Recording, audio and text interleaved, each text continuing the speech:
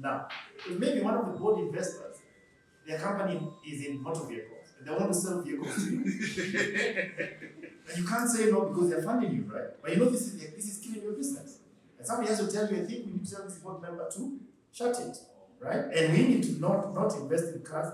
We need to sell these cars and get more working capital. I feel that people sometimes, when you're going through that curve, are not the right people in most of our companies. I think we would have saved a lot of companies if you have the right people at a particular moment of change. But you keep the same people, and they eventually quit on you anyway. They say, oh, I've resigned as a board member. But now you're in the deep end. You say, why are you resigning?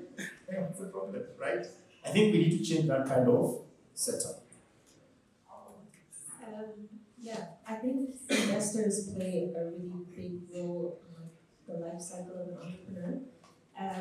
For myself, the first time kind of going through that fundraising journey, getting to know the investors and doing all of that, I didn't know vetting. I didn't really know what kind of questions to ask, and I didn't really have the forethought yet to think through what implications that might have.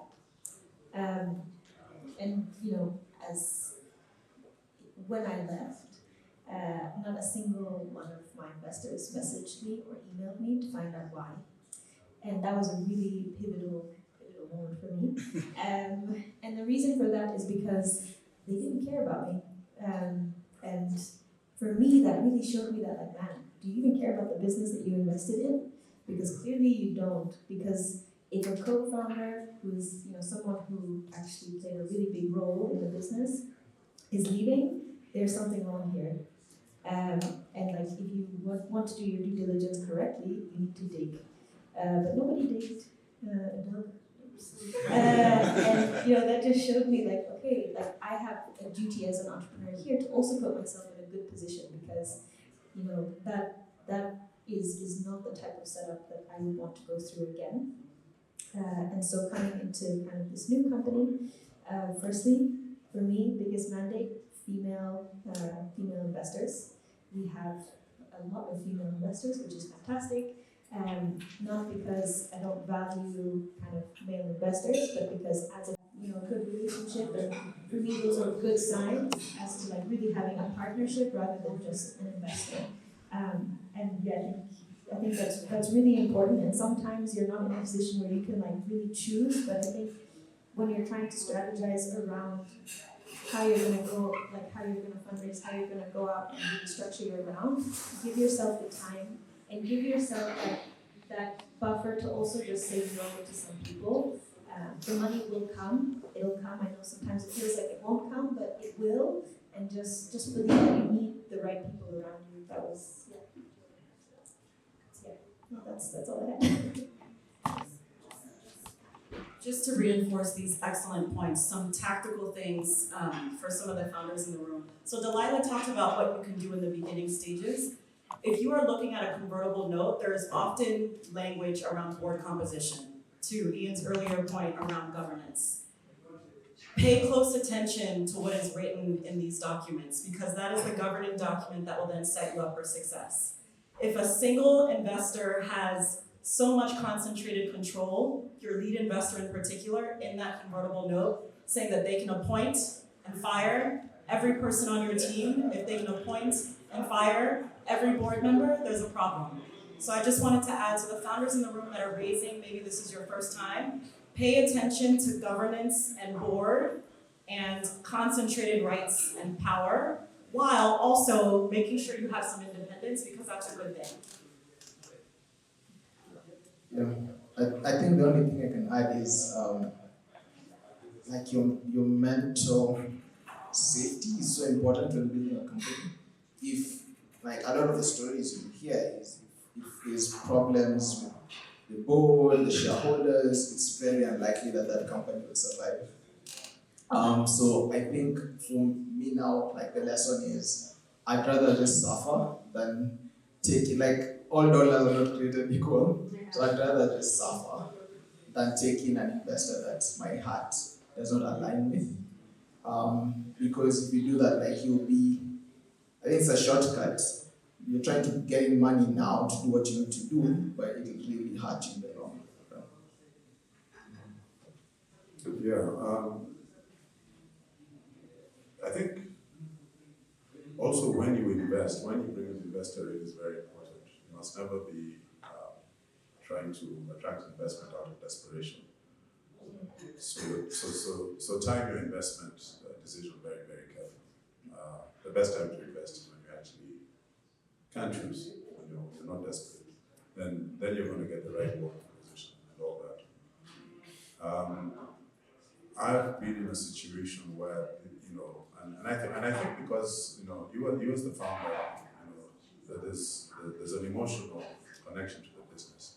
Your investor is not going to have the same emotional connection to the same business. You need to be cognizant of that fact, because when it comes to that moment of disagreement, you're approaching the issue from two very different perspectives. I've been fortunate in having good board members who have been supportive and sort of helped me deal with situations where there was real dissonance with the investor. But it was very interesting because what happened is we talked about exit. So the investor was focused on their exit, and the exit event was happening at the time when we weren't really getting, I felt, fair value for the business. And there was a big dispute over that. And what it was doing also, it was opening up investors, the real intentions of the business were not in my interests. We wanted to sell there, and it's what you said, the detail of what's in the shareholders agreement. They had the right to sell to who they wanted to sell to. Very dangerous. What do you call those? Those that's drag along, right? So you need to understand some of these things. Something then happened, and the value of the business just came down. It was an external factor. And I'll never forget what my shareholder said. She said, what Amanda said. Says, Ian, you must never waste a crisis. You must never waste a crisis. So I then saw an opportunity to actually buy my shares back. I had an asset which I was able to release, and the investor was so keen to exit. I was in a position to negotiate a favorable price. So what could potentially have been a very uncomfortable situation for us, we were able to buy the value back.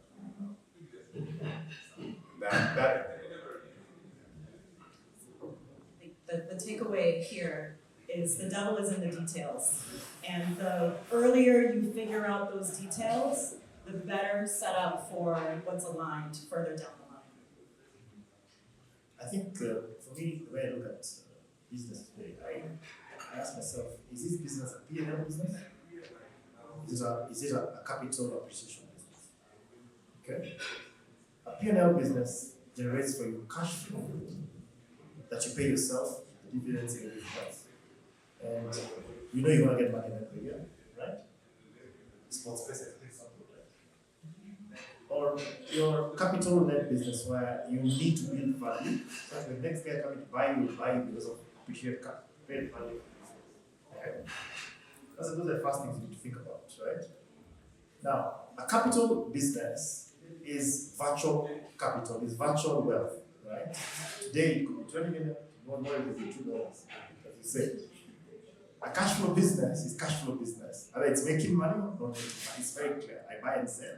But then over here, the profits, we distribute dividends, we make money, we go, right?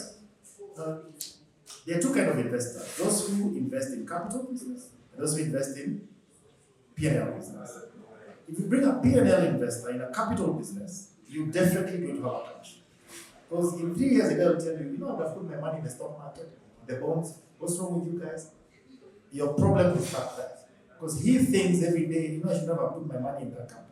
I should have put it in the treasury bond.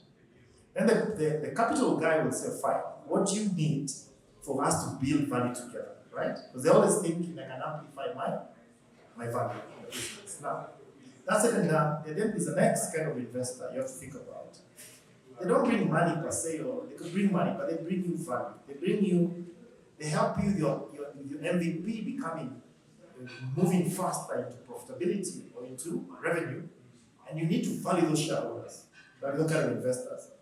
If I was to be in any business, I would always get an investor who will help you get, for instance, if Viano took this whole building and he had 5 floors, and I had a way to get you customers to take 60% of the floors, and I told you I want equity, and I'll tell you I'll put less cash, would you give me equity or not? So many guys would say, no, you bring money. I think sometimes anyone who helps you get into a positive cash flow or more revenue, that is a better person to have than a cash investor.